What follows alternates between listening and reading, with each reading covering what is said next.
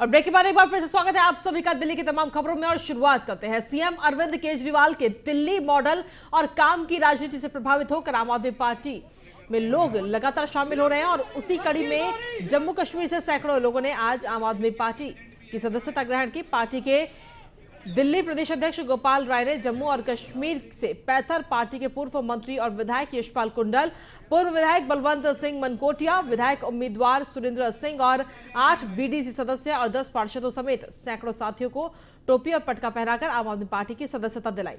दिल्ली के उप मुख्यमंत्री मनीष सिसोदिया और एमसीडी प्रभारी दुर्गेश पाठक ने सभी का पार्टी में स्वागत भी किया।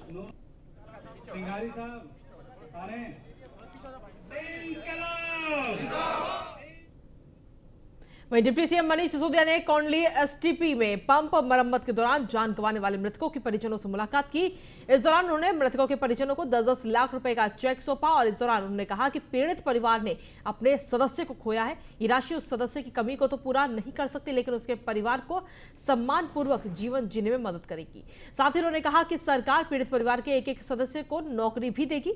उप मुख्यमंत्री ने कहा कि सीवर की सफाई के मामले में सरकार ने बहुत कड़े नियम बना रखे हैं, लेकिन कई बार कुछ ठेकेदार नियमों का उल्लंघन करते हैं और सुरक्षा नियमों का पूरी तरह से पालन किए बिना मजदूरों को सीवर में उतार देते हैं। साथ ही कहा कि सरकार द्वारा यह सुनिश्चित किया जाएगा कि भविष्य में ऐसी किसी भी तरह के हादसे को रोकने के लिए सभी जरूरी उपाय किए जाएं।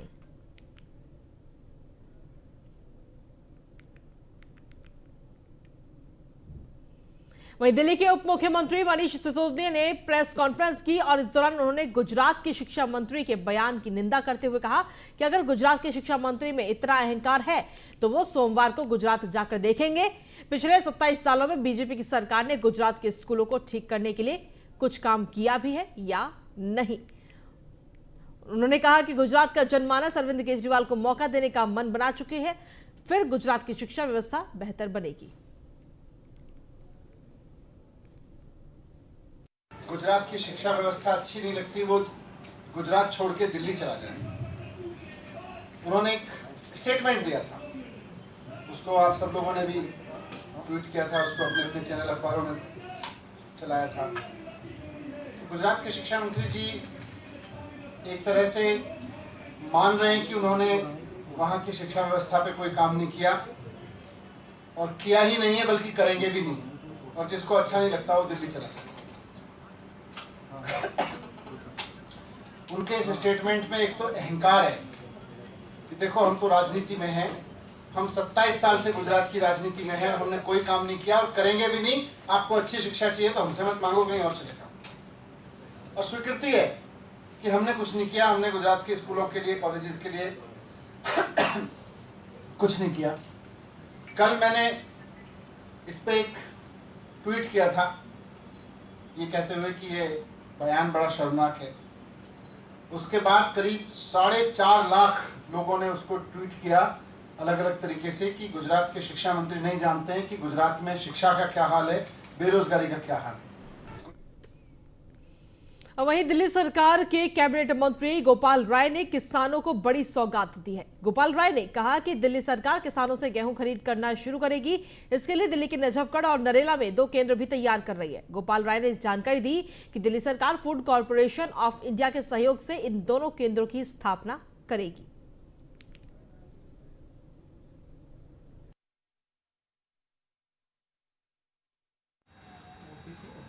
किसानों की गेहूं की फसल की कटाई शुरू हो चुकी है।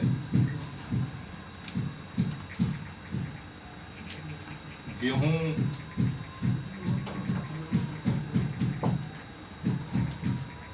की एमएसपी के आधार पर किसानों के बिक्री केंद्र की दिक्कतें हर साल कुछ होती रहती हैं। उसके समाधान के लिए आज हमने एफसीआई, कृषि विभाग, मंडी, रेवेन्यू के अधिकारियों के साथ संयुक्त बैठक की, जिससे किसानों को गेहूं बिक्री में दिक्कत न हो। इस बैठक में जो निर्णय लिए गए कि दिल्ली के अंदर नरेला कृषि मंडी में और नजफगढ़ कृषि मंडी में दोनों जगहों पर एमएसपी के आधार पर खरीदारी केंद्र शुरू किए जा रहे हैं। वहीं केजरीवाल सरकार ने दिल्ली वासियों को ई साइकिल पर सब्सिडी देने का ऐलान किया है और दिल्ली के मुख्यमंत्री अरविंद केजरीवाल ने कहा कि हम प्रदूषण के खिलाफ लड़ाई में एक और जरूरी कदम उठा रहे हैं। दिल्ली सरकार की बेहद सफल ई वाहन सब्सिडी नीति का दायरा ई साइकिल तक बढ़ाया जा रहा है। इससे ई साइकिल से दिल्ली वासियों को प्रदूषण फैलाने वाले वाहनों का इस्तेमाल कम करने में मदद मिलेगी। वहीं परिवहन मंत्री कैलाश गहलोत ने बताया कि ई साइकिल पर सब्सिडी देने वाला दिल्ली देश का पहला राज्य बन गया है। वहीं आपको बता दें कि केजरीवाल सरकार पहले 10,000 ई साइकिल की बिक्री पर प्रति ई साइकिल 5,500 रुपए की सब्सिडी देगी और इनमें से पहले खरीदी गई 1,000 ई साइकिल पर 2,000 रुपए की राशि दी जाएगी।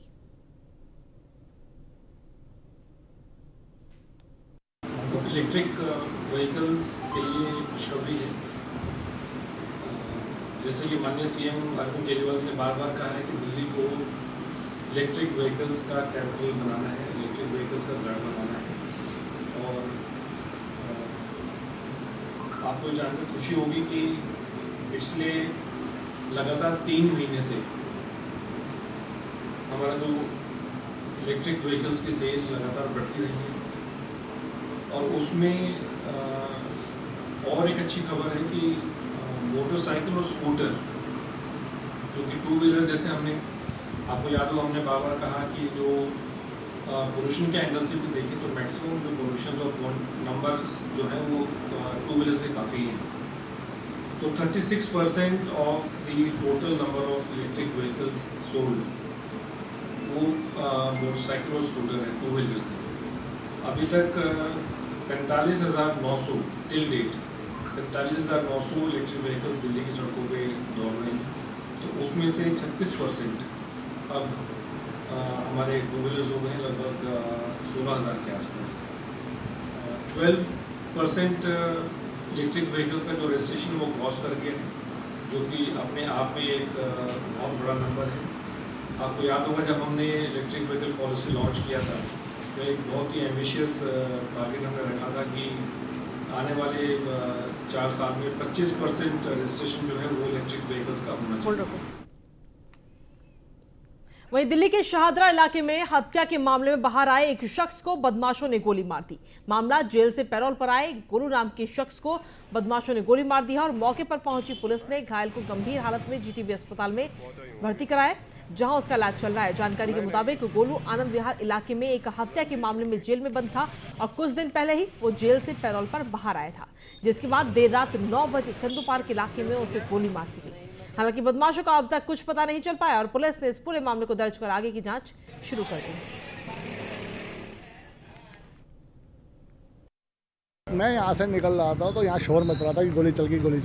जैसे यहाँ पता लगा तो एकदम भीड़ हो गई तो अपना मौके पर किसी ने पुलिस को बुलाया, उसको हॉस्पिटल ले गए। लड़के को ये नहीं पता लगा कौन है और किसने चलाई गोली। अभी तक पुलिस अपना काम मुस्तैदी से कर रही है यहाँ पर। अच्छा, जो लड़का है जिसके गोली लगी है कोई गोलू नाम बताया जा रहा है, उसका क्या है और कहाँ का रहने वाला कुछ अभी तक पता चला? ये अभी कुछ नहीं पता। बताया जा रहा है कि कोई सब्जी मंडी है, उस सब्जी मंडी में रहता है। कौन है क्या है इसका भी कोई पता। वहीं कोरोना महामारी की पाबंदियां खत्म होने के बाद से अब सभी स्कूल कॉलेज खुलने के बाद बच्चों में खुशी है। स्कूल कॉलेज खुलने के बाद अब कार्यक्रमों का भी आयोजन किया जा रहा है और इसी कड़ी में आज दिल्ली के अशोक विहार में स्कूल में एक कार्यक्रम किया गया जिसमें छोटे बच्चों की ओर से संदेश कार्यक्रम किया गया और स्कूल अधिकारियों ने बच्चों को सर्टिफिकेट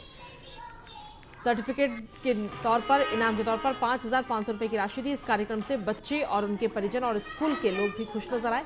परिजनों और बच्चों में ये खुशी 2 साल बाद स्कूल खुलने की है।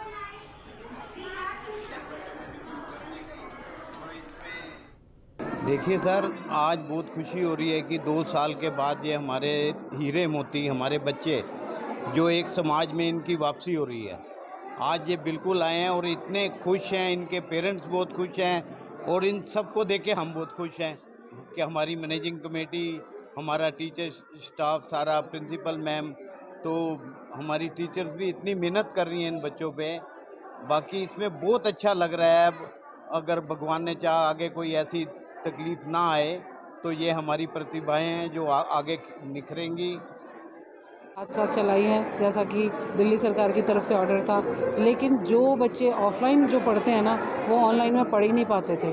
बच्चों का स्कूल में क्या होता है, बच्चों का मानसिक विकास के साथ साथ शारीरिक विकास भी होना चाहिए। जब तक बच्चे स्कूल के ग्राउंड में खेलेंगे कूदेंगे नहीं, तो उनका शारीरिक विकास कैसे होगा। और आजकल बच्चों को इतना मेंटल स्ट्रेस है, उनके लिए शारीरिक विकास, खेल कूद बहुत ज़रूरी है, जो स्कूल में आए बिना पूरा नहीं हो सकता। ऑनलाइन क्लासेस में तो सिर्फ एक किताबी पढ़ाई थी, उससे इतना बच्चों पे इफेक्ट नहीं पड़ता। ऐसा था कि बच्चे प्रॉपरली पढ़ नहीं पा रहे थे। कुछ बच्चे हैं जिनके पास, हमारा क्योंकि लोअर इनकम ग्रुप का स्कूल है, माइनॉरिटी स्कूल है, तो कई बार ऐसी है कि फैसिलिटीज़ नहीं होती थी बच्चों के पास। पर जो ऑफलाइन क्लासेस हैं उसमें जो टीचर्स हैं बहुत मेहनत करती हैं हमारी, हर तरह की एक्टिविटी करवाती हैं। बेशक वो फूड से रिलेटेड हो, हम फन विद फूड भी कराते हैं, एक्टिविटीज़ हम हर फेस्टिवल को भी सेलिब्रेट करते हैं, जो कि बच्चे मिस कर रहे थे। और जो बच्चे हैं हमारे, वो पढ़ने के तरफ हम उनको स्मार्ट क्लासेस और ऑडियो विजुअल एड्स के थ्रू पढ़ाते हैं। बच्चे इतने उत्साही हैं कि स्कूल खुल गया है और हम वहाँ जा रहे हैं, और इतना ही बच्चों में है और पेरेंट्स में ही उससे ज़्यादा है। बच्चे घर में बैठ के बोर हो गए थे। ठीक है, ऑनलाइन क्लासेस भी चल रही थी, लेकिन जो एक्टिविटी स्कूल में ऑफलाइन क्लासेस करके जो होता है वो बहुत ही अच्छा लग रहा है। आज ये जो फंक्शन है इसमें पेरेंट्स भी हमारे आए हैं, बच्चों के पेरेंट्स भी आए हैं, और बच्चे भी आज काफ़ी अच्छा परफॉर्मेंस भी किया इन्होंने। सर यहाँ पर वैसे स्टाफ वगैरह बहुत अच्छा है, बच्चों को मतलब बहुत अच्छे तरीके से रखा जा रहा है। स्कूल में भी कंपैरेटिवली जैसे ऑनलाइन था ऑफलाइन था, स्टडीज़ दोनों टाइम सेम थी, ठीक है। और बाकी बात रही कोविड के बाद यहाँ पर आए हैं स्कूल में, तो बच्चों का अच्छे से ध्यान रखा जा रहा है, सैनिटाइज़ करा जा रहा है उनको हर एक तरीके से, और हर एक फैसिलिटी उनको दी जा रही है। हमारी रेगुलर खुलने की वजह से हमारी पढ़ाई भी अच्छी हो रही है। हम अच्छे से मैम से कोऑर्डिनेट कर पा रहे हैं और अच्छे से पढ़ पा रहे हैं। इससे हमारे मतलब मार्क्स पे भी अच्छा असर पड़ रहा है। स्कूलों के अंदर हर तरीके से सुविधा मिल पा रही है आपको। हाँ जी।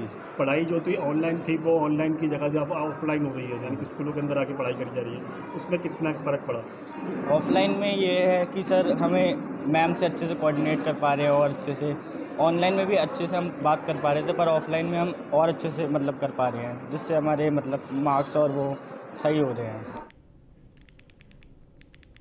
और चलिए वहीं खबरों में आगे बढ़ते हैं। आपको बता दें कि जिस तरीके वहीं प्रधानमंत्री गरीब कल्याण योजना के तहत लाखों लोगों को मुफ्त राशन दिया जा रहा है, लेकिन फिर भी सैकड़ों ऐसे लोग हैं जो इस योजना का लाभ नहीं उठा पा रहे हैं। ऐसे गरीब और जरूरतमंद लोगों की मदद करने के लिए दिल्ली के झिलमिल इलाके के समाजसेवी योगेश कुमार भाटी ने पहल की है, जो लोगों के बीच में मुफ्त राशन वितरण के साथ साथ बुजुर्गों को पेंशन भी दे रहे हैं। इसी कड़ी में आज भी योगेश भाटी ने सैकड़ों लोगों में मुफ्त राशन का वितरण किया।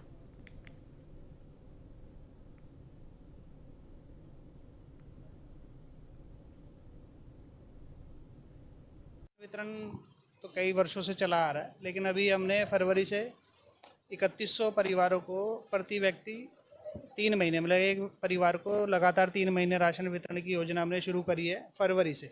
जो ये अभी हमने जुलाई तक के लिए सभी के, जैसे ये राशन कार्ड है, आपने देखा है इस तरीके का हमने राशन कार्ड बना दिया है सबको, ये कार्ड बना दिए और 3 महीने की डेट लिख के दे दी है, तो सब डेट वाइज आ रहे हैं और उसको लेके जा रहे हैं। ये योगेश भाटी जी लगभग 10 सालों से गरीबों की सेवा कर रहे हैं। जैसे राशन देना, बुजुर्ग जो सरकार की राशन व्यवस्था से बाहर हैं उनको हर महीने राशन देना, पेंशन देना, और कोरोना के समय में जैसे लोगों के पास बहुत सारी दवाइयों की, तो किसी को इलाज की, तो किसी को एम्बुलेंस की बहुत सारी आवश्यकताएं पड़ी, तो भाटी जी की टीम ने जाकर के लोगों की मदद की। जहाँ जहाँ जिसकी जैसे कॉल मिली, जिसने जिस आवश्यकता के लिए पुकारा, हम वहाँ पर भाटी जी की टीम वहाँ पहुँची, और जो सहायता कर सकते थे या जो जैसी उनकी आवश्यकता थी, हमने उसको आर्थिक सहायता हुई, चाहे वो घर में राशन से लेकर के सहायता हुई, कोई बीमार है देख रेख करने वाला कोई नहीं है तो उसकी हमने समय समय पर देख रेख भी की। सर हमारे यहाँ पे ये झिलमिल कॉलोनी में योगेश भाटी जी हैं, ये हमारी बहुत समस्या दूर करते हैं। 2-4 महीने से राशन भी हमारे को, महिलाओं को, सबको मिल रहा है, पेंशन वगैरह भी देते हैं। कोई जैसे कोई परेशानी होती है घर में, कोई भी दिक्कत होती है, वो हमारी मदद करते हैं। अभी कुछ महीने पहले कोरोना की दिक्कत परेशानी चल रही थी, उसमें भी हमारा बहुत साथ दिया। कोई दिक्कत पड़े, एम्बुलेंस वगैरह हमारा फुल साथ देते मिलके। हमारे को इनसे कोई दिक्कत परेशानी नहीं है सर। सर हमारे यहाँ पे ये जिनमिल कॉलोनी में योगेश। वहीं दिल्ली के राजेंद्र नगर में बाल भारती पब्लिक स्कूल पर अभिभावकों ने धरना प्रदर्शन किया और स्कूल प्रशासन के बढ़ाए गए फीस का विरोध किया। अभिभावकों का कहना है कि बढ़ी हुई फीस का मामला कोर्ट में पेंडिंग है। अभी स्कूल को स्टे नहीं मिला है, लेकिन स्कूल प्रशासन अपनी मनमानी पर आमदा है। जिन बच्चों ने फीस नहीं भरा है उनका रिजल्ट रोक लिया गया और उन्हें क्लास में नहीं बैठने दिया जा रहा है।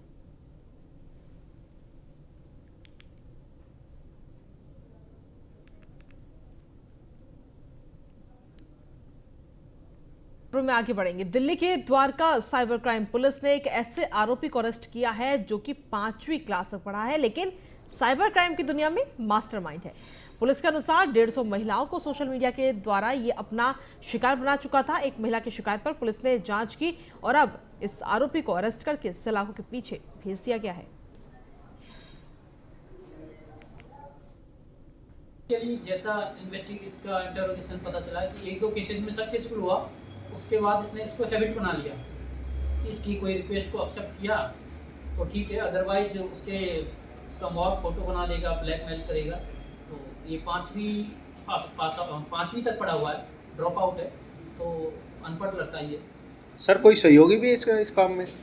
नहीं, अभी तक जो पता चला है अकेला करता था ये चीज़ें। और इससे हमें जो फोन ये यूज कर रहा था वो भी हमें मिला है इसमें। सर क्या कोई और कितना पैसा ले चुका है सर अब तक? पैसा का अभी तक इन्वेस्टिगेशन में आएगा। चलिए जैसा इन्वेस्टिगेशन का इंटरोगेशन। वहीं भारतीय जनता पार्टी आज से 20 अप्रैल तक कार्यक्रम चला रही है और इसी कड़ी में आज का दिन आयुष्मान भारत योजना कार्यक्रम के लिए समर्पित रहा। इस मौके पर देश भर में 8000 से ज्यादा पीएम जन औषधि केंद्रों का भाजपा कार्यकर्ताओं ने जाकर लोगों से बातचीत करके जन जागरण का काम किया। तो वहीं केंद्रीय स्वास्थ्य परिवार कल्याण राज्य मंत्री डॉक्टर भारती पवार ने इस दौरान क्या कुछ कहा, आपको सुनवाते हैं। हमारे साथ बातचीत करने के लिए भारती पवार जी हैं। मैम, आयुष्मान योजना को लेकर सरकार क्या कुछ कदम उठा रही है? आयुष्मान भारत को लेकर सरकार ने बहुत ही अच्छी पहल खड़ी की है। आदरणीय प्रधानमंत्री जी के नेतृत्व में ये दुनिया के सबसे बड़ी योजना है। ये योजना दर्शाती है कि हमारे लगभग 50,000 बेनिफिशरीज आज इस माध्यम से पेशेंट को ट्रीटमेंट के लिए अलग अलग राज्यों में मदद ले रहे हैं, जिसका आज हम 3 करोड़ से भी ज़्यादा पेशेंट को लाभ मिला है और लगभग 38,000 करोड़ से भी ज़्यादा राशि आवंटित की गई है। मैम, ग्रामीण क्षेत्रों में लोगों को जागरूक करने के लिए क्या कुछ कदम उठा रहे हैं आप? ग्रामीण क्षेत्रों में अवेयरनेस कैंप भी लिए जाते हैं और मीडिया के माध्यम से हो या फिर हमारी अलग अलग आशा कार्यकर्ताओं के माध्यम से हो, हमारे डिपार्टमेंट की तरफ से हो, अवेयरनेस भी किया जाते हैं। और एम्पेनल हॉस्पिटल में पेशेंट जाते हैं तो कार्ड भी नहीं तो भी उन्हें ट्रीटमेंट मिलती है। धन्यवाद। मैम, तो ये थी हमारे साथ भारती पवार जी, जिनका साफ तौर पे कहना है कि जो सरकार की ओर से है वो अवेयरनेस जो कैंप है वो भी लगाया जा रहा है। वीडियो जर्नलिस्ट राम त्रिपाठी के साथ पीयूष तिवारी, नई दिल्ली।